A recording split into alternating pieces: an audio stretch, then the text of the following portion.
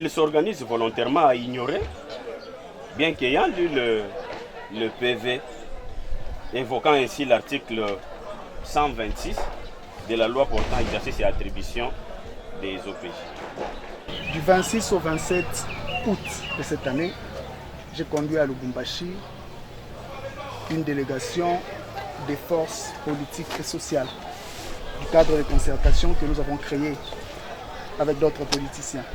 Poursuite de l'affaire qui oppose le ministère public pour le tribunal de paix de Kinshasa-Gombe, réunion en audience foraine à la prison centrale de Makala, à l'entrepreneur et chef d'entreprise Seth Kikouni, il est poursuivi pour propagation de faux bruits. Le fait remonte au 27 août 2024. Selon l'organe poursuivant, les prévenus Seth Kikouni auraient dans la ville de Lubumbashi, par un discours public, tenu des propos de nature à inciter la population du Haut-Katanga à désobéir aux lois. Un discours qui serait devenu viral sur les réseaux sociaux. Le ministère public affirme que dans la même circonstance, les prévenus Seth Kikouni auraient également répandu de faux bruits de nature à alarmer la population du Haut-Katanga à se rebeller contre le pouvoir établi.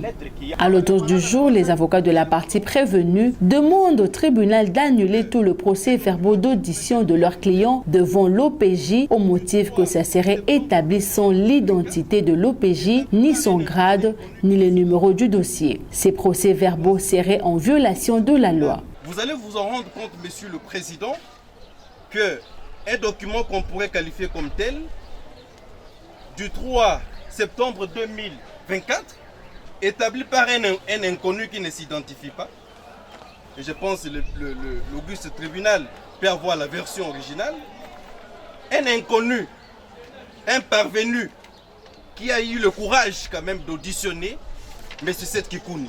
Alors que la loi, précisément nous avons parlé de l'article 126 de l'ordonnance par nous évoquée, et même le décret de l'ANER. Je ne sais pas si c'est la copie du tribunal où vous avez l'identité de l'OPJ. Ni son grade, ni le numéro du dossier.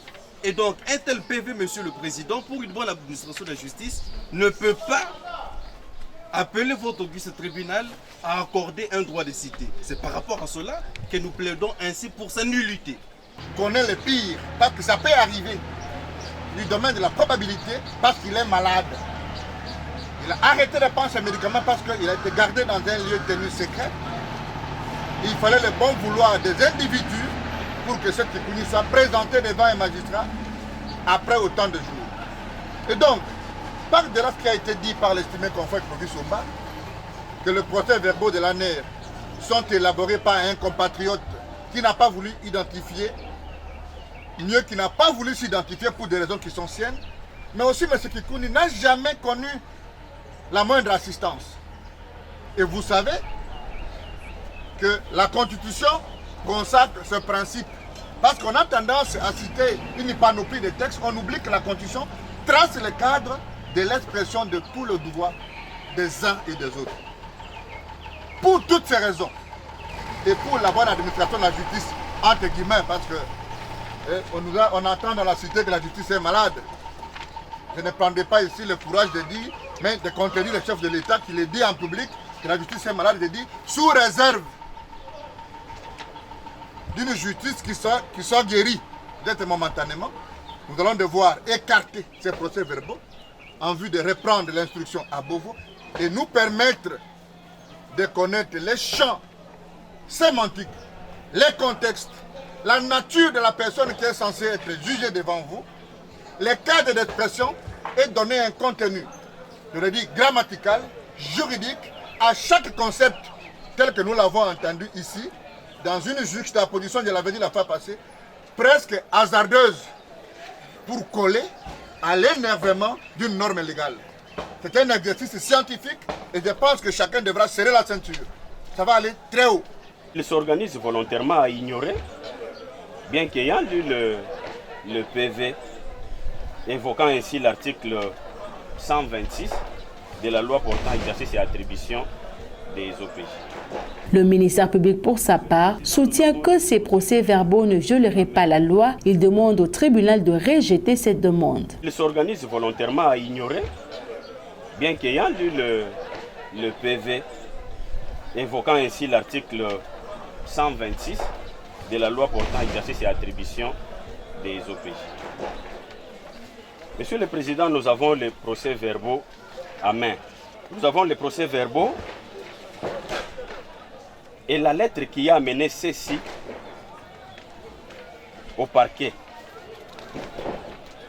Nous disons, le nom de l'OPJ est connu. C'est M. Inzoun Kakiak Justin. Il est l'administrateur général de l'Agence nationale de renseignement. C'est puisé dans les PV. Nous avons dit. Plus le PV de l'OPJ ne fait pas partie des modes de saisine des juges. Le tribunal clôt le débat et rejette cette demande au motif qu'il ne serait pas saisi par ce procès-verbaux, mais plutôt par une citation à prévenu. Plus le PV de l'OPJ ne fait pas partie des modes de saisine des juges, le juge est saisi en matière pénale par la citation à prévenu, par citation directe et dans certains cas par la comparution personnelle de prévenu. Dans les cas de figure, le témoin est saisi par la citation à prévenu, qui est un mode légalement reconnu. Et le tribunal constate aussi qu'hormis le PV mis à doute, il y a eu le PV du ministère public qui nous saisit aujourd'hui et qui nous permet d'assurer la présence de... Donc, le témoin n'est pas saisi par le PV de l'OPJ, il est saisi par la citation à prévenu et poursuit l'instruction dans la présente cause. Voilà, et messieurs le prévenu, maintenant vous vous mettez debout. Et, Je constate d'abord que c'est un constat que le ministère public s'est fait accompagner aujourd'hui. Le tribunal appelle le prévenu Seth Kikouni à la barre pour sa version de fait. Les prévenus rejettent en bloc les accusations du ministère public. Il soutient qu'il ne connaît pas le motif de son arrestation.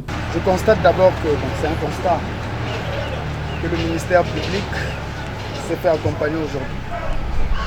Cela me réjouit parce que la semaine passée, j'avais senti dans sa voix et dans ses yeux l'embarras et la difficulté à défendre l'indéfendable. La semaine passée, j'avais commencé par dire que expliquer est un art difficile, Monsieur le Président, mais comprendre l'est encore plus.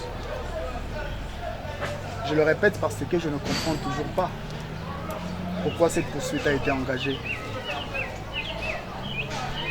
Du 26 au 27 août de cette année, j'ai conduit à Lubumbashi une délégation des forces politiques et sociales du cadre de concertation que nous avons créé avec d'autres politiciens, dans le but de remettre au président de la CENCO un mémorandum. Le tribunal renvoie la cause pour la poursuite de l'instruction et plaidoirie. et surtout qu'il fait... La raison de votre remise, c'est laquelle, maître?